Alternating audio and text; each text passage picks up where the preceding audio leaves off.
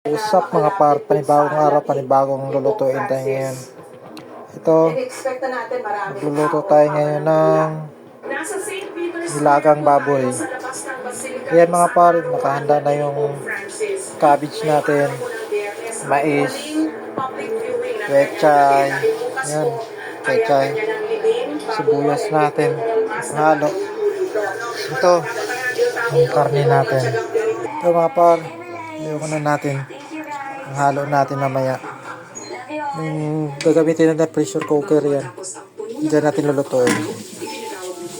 Yan mga par. Tapos natin hugasan yung karne. Lalagay natin sa pressure cooker na. Yan mga par. Lalagyan na natin ng yung pampalasa niya.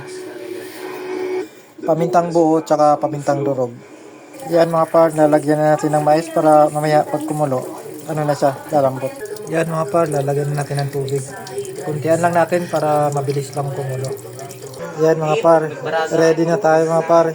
Ayusin natin to. Palambutin lang natin to, tapos to hiwain na natin to.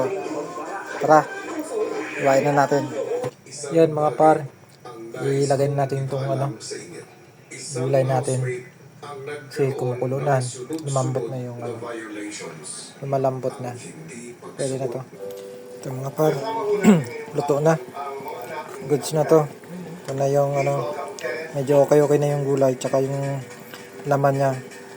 Sobrang na, lambot na. Goods na yan mga par. Tara, kain tayo.